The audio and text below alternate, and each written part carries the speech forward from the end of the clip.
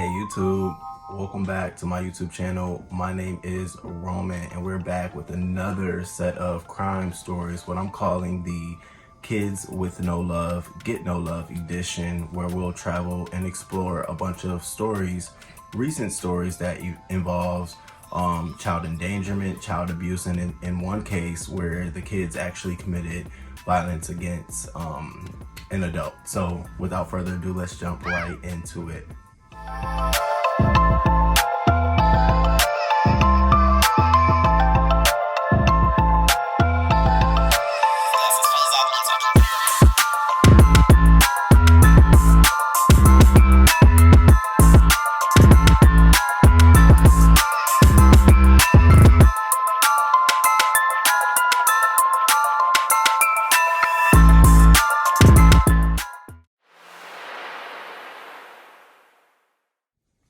So the parents of a 1-year-old girl who was found in an above ground pool drowned have been arrested. So let's talk about it.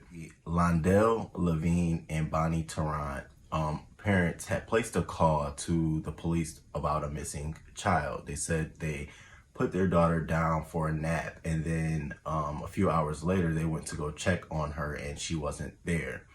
And so upon investigation, they found the little girl had traveled some few feet away from her room, apparently climbed up some stairs and got into this pool and drowned. Investigators said an autopsy has been ordered so they can determine the child's actual cause of death, but they arrested the two parents because they were interfering with public duties and also resisting arrest. Also, Child Protective Services is also investigating the same parents, these same two, upon the same kind of accident happening of a drowning of their child back in 2015. This is completely weird. First of all, I've been around 1-year-olds and I don't think they have the wherewithal nor the capacity to literally wake themselves up, get up, crawl to a pool that's above ground, meaning it's not in ground, it's above ground. So there has to be some get up the stairs and then jump in. I feel like there's some foul play here, especially considering they had the same incident happen back in 2015. The couple's 4 other children ranging in ages of 14 years old to 10 months have been placed in removed from the home and placed with CPS, and they are currently in custody and they are awaiting a court date. I'm sure she had some sort of connection with her other siblings in the house, so I know this is going to be traumatic for them. To think that your parents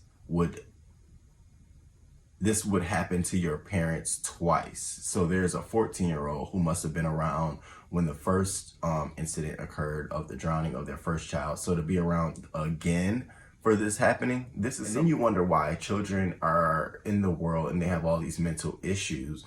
They lack, that the empathy to care and be considerate and love and be kind, because they come up in households where they see this behavior, the lack of this behavior. And so, this is totally sad.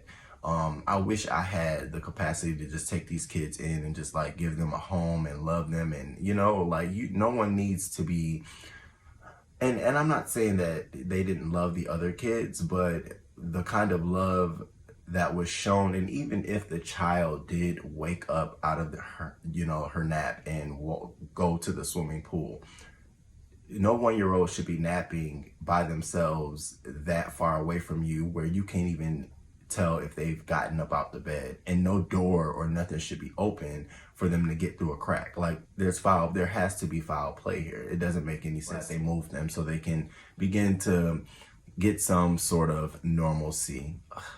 It's ridiculous. Drop down in the comments and let me know what you think about this story.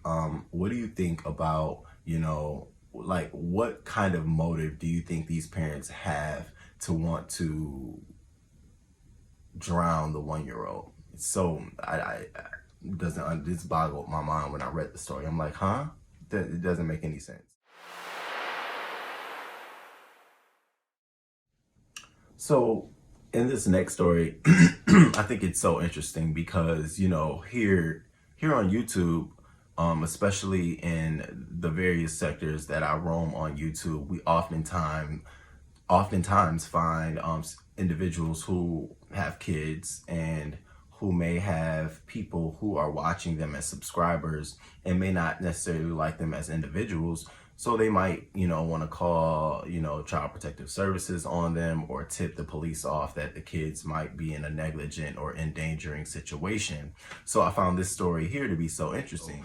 24-year-old, I want to say her name is Shaina Bell, but it could be Shaina Bell, but 24-year-old Shaina Bell went to work. She works at this local pizza shop. She has two kids, a 10-year-old girl and a 2-year-old girl, and she was currently living at a Motel 6, and so she left her kids there. The 10-year-old girl would typically watch herself and her 2-year-old sister, and Shaina said that she would have someone come and check on them every couple of hours and make sure they're fine, and then she would get off at 10 p.m. So someone tipped the police off that these kids were in the rooms by themselves, and so the police came and they asked the 10-year-old girl where was her mom. And now this was around 6 p.m. and so she said her mom was at work and she wouldn't be off until 10 p.m.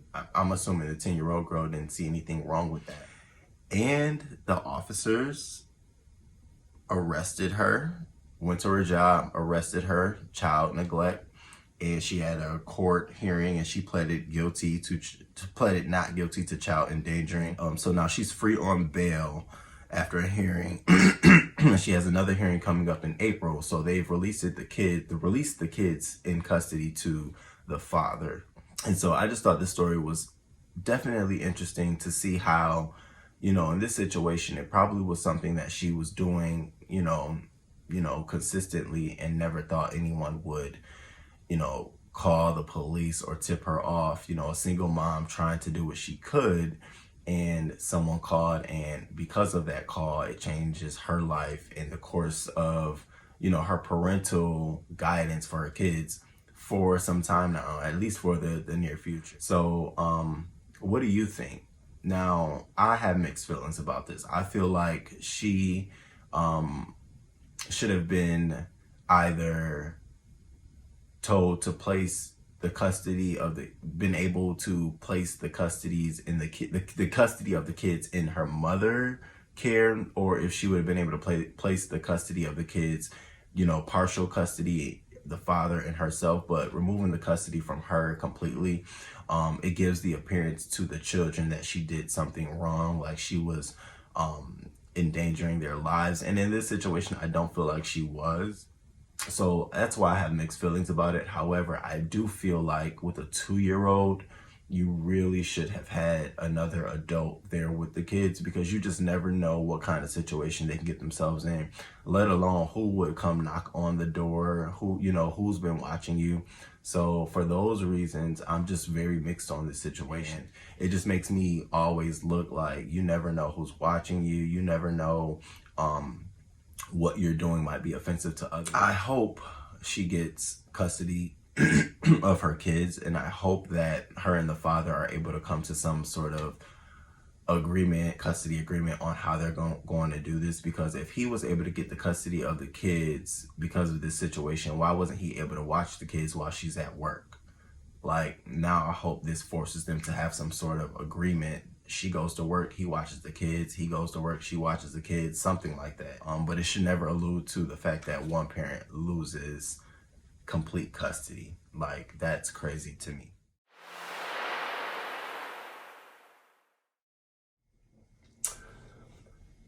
So now in this next story, we have two very, very young teenagers, Dominick Garcia, he's 14, I want to say he's a he, and Gabriel Garcia, he's 16 as well. So they were just randomly walking around on a property in Boca Dunes Golf and Country Club. And, and I think this was like around 7 o'clock at night. I'm trying to set the scene for you. So they're walking around on this property, and there's two security guards in one of those golf little carts, and so they're just, of course, doing their rounds, around the property. And so they first encounter both Dominic and Gabriel, and they don't say anything to them. And the court record and all of the reports make sure they say that the security guards did not say anything to them. They didn't tell them to get off the property or ask them why they was here. So they were saying, I think they wanted to make sure that was reported so that it didn't look like they incited anything or they were trying to be racist or they were coming after them. So they didn't say anything to them. And so the two young teenagers, they I'm sure they noted that they weren't approached or anything. So they probably felt like these were security guards that they could probably push over. And so what they ended up doing was, once they saw that it was getting closer to the end of their shift, one of the boys went into a wooded area and stood in position, and the other one ran over to the golf cart and tapped on the security guard. Londell Burton and David Coines, they were sitting in the golf cart, and so they rolled the window down and asked what's going on. And the teenager says, my friend, he's getting jumped over there. He's getting robbed by these drug dealers. And so they jump out the car and they run over there, and they're almost practically running in front of the other teenager to get to this area. And once they get over there, they get attacked. And so Londell Burton was stabbed 18 times in her legs, abdomen, arms, neck, and back. And her counterpart, David Coines, was immediately sent into surgery after the attack due to internal injuries. He was stabbed 12 times. And so during this altercation, David had ended up taking the cell phone that he found on the location and stuffing it in his pocket. And that was significant because what the police did was they actually took that cell phone, filed a search warrant on the cell phone, and figured out that it belonged to Gabriel Garcia, and that's how they were able to apprehend these two. Now, so both teens are now going to be charged with attempted first-degree murder with a deadly weapon. What in the world? I have so many questions because, I like to pick things apart from beginning to end. So initially, when they saw these two individuals on the property, I think they should have said something. I think they should have at least let them know that, hey, we are here. There is a security presence here. Don't pull no shit. I think sometimes that is a deterrent. Just how when you go into a store and they say, hi, they're not saying hi because they're trying to greet you. They're saying hi because they want you to know I'm standing right here. I see. You're not just walking into a store where there's no visible security or there's no one who's paying attention. And so I think they could have done that. I think that would have at least let them know that, okay, we better be careful. Secondly, I would have not got out of the golf cart. I would have driven the golf cart to that location, and one of us would have stayed in the car, been calling 911, and then one of us, I think there could have been some better apprehension on the security guard's part. Now, the two young men, I think that they literally are impoverished individuals. And I think when you get impoverished young minds, they find the easiest way and quickest way to come up, whether it's robbing, whether it's selling drugs or whatever it may be, because in their mind, hey, it's easy. I don't have to have one of those skill sets that require me to punch a clock. And so I'm going to quickly go and do this. But I don't feel like anyone ever looks at the outcome of what if I get caught. And so now you have, from that one split decision of I need to come up to now I'm facing first degree murder, So I think, they'll have a lot of time to spend thinking about what did I do and why did I do it? And, what other choices did I have in my life to help? It's sad because as we're looking at all of these stories in totality, from, innocent babies being killed now to teenagers, running the risk of their lives to ruin it for the rest of their lives. We have babies who haven't even made it to the age of 2, and you have children, 14, 15, and 16 committing these senseless crimes. So, I think this should be awakening to parents and both kids that, it's a lot of shit going on out here. We really got to be mindful of what's on the minds of our kids, what's on the minds of people who are around our kids. And as people who don't have kids, what's going on in the environment of the children. Like, what do I see? What's going on? And feel powerful to report that. So yeah, drop down in the comments and let me know what you think about this entire situation. I really do feel like it could have been a little bit less deadly and less violent.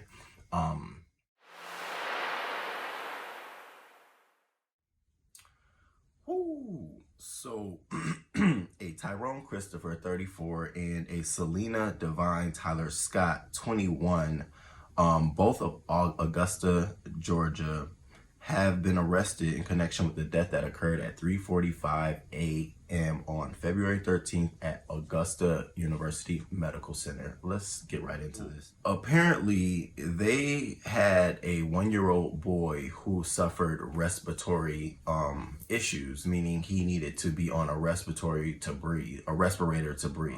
You know, similar to like those, you know, asthma. I remember my brother when he was younger, he had to be on an asthma pump machine. It wasn't like life debilitating, like he didn't need it to stay alive, but anytime he would wheeze or anything like that, he would need his pump. So I'm thinking that this was something similar to that, but him being 1 year of age, he needed it more consistently to stay alive and get some air into his body. Now, the parents, both Tyrone and Selena, was aware of this, and the reports say that the doctors all told them to keep their child on the respirator. But apparently, there was several times and occasions where they would pull him off the respirator, and this kept interfering with his ability to, you know, take air in and live and be healthy and grow his lungs so he can breathe on his own. On February 13th, the ambulance was called to the house, and they brought the child to the medical center where the child was pronounced dead, and the parents was arrested. Because they was told by the doctors on several occasions that they shouldn't be pulling the child off the respirator. During the investigation, it was found that there was neglect on the part of both listed offenders, parents of the victim, that led to the death of the victim, and that was by the coroner, Mark Bowen, also blaming negligence for the death of the child. So this is a really, really sad story. Now, what in the hell? How could you even, like, I'm just trying to literally put myself in the shoes of the parent.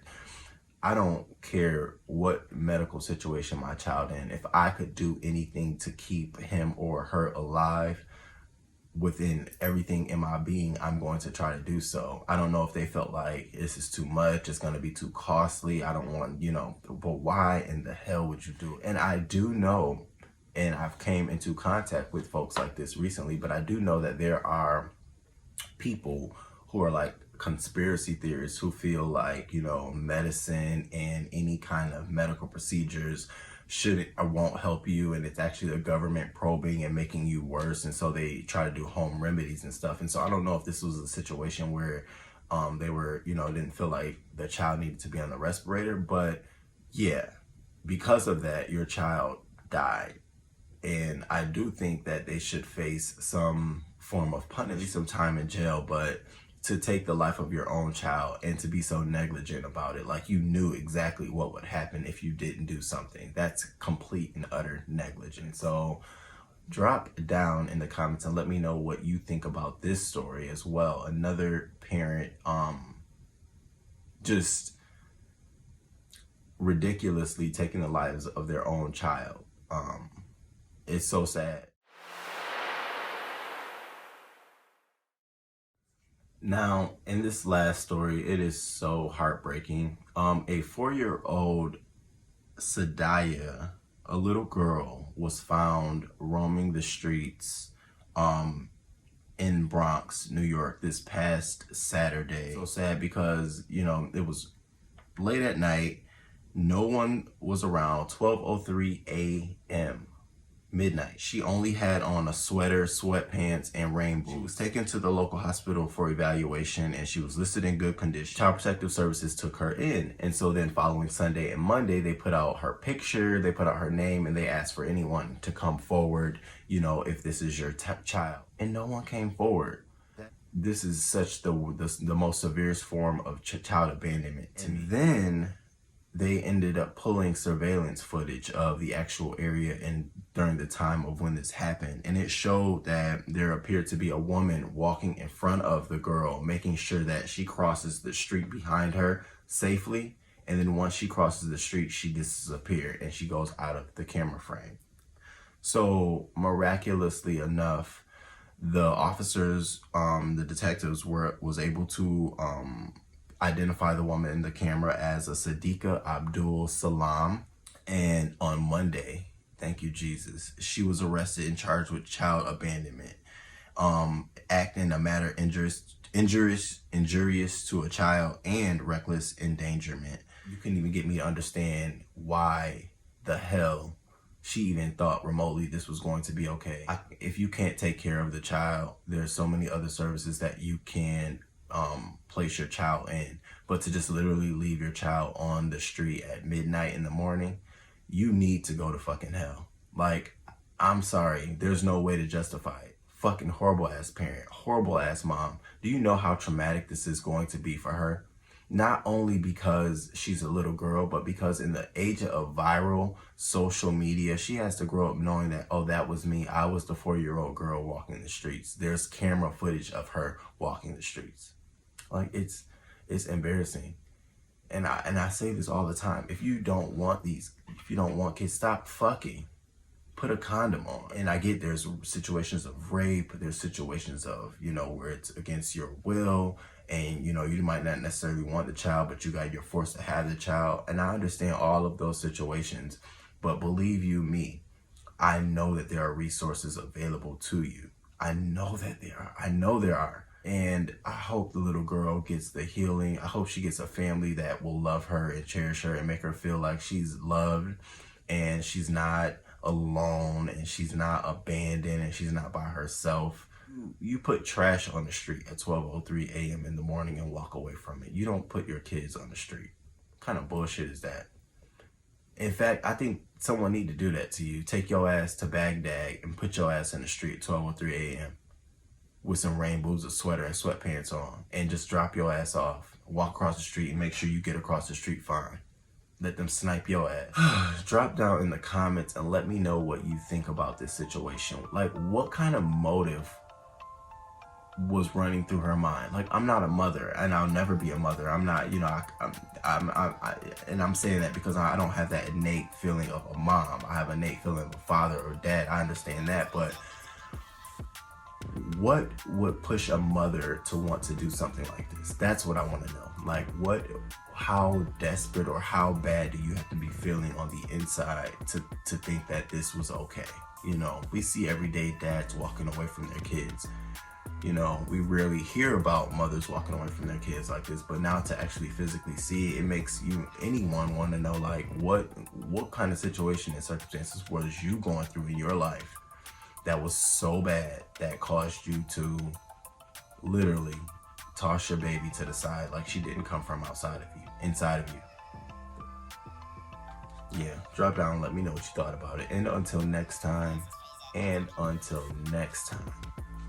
deuces. If you know anybody or any children or any child who might be experiencing any abuse or neglect in their home, please look in the description box and try one of those numbers, send an email, click a link, and help somebody or help save a life. Because as you can see, this is something serious. These kids can't speak for themselves, so it takes us to bring this stuff out and bring it to the forefront.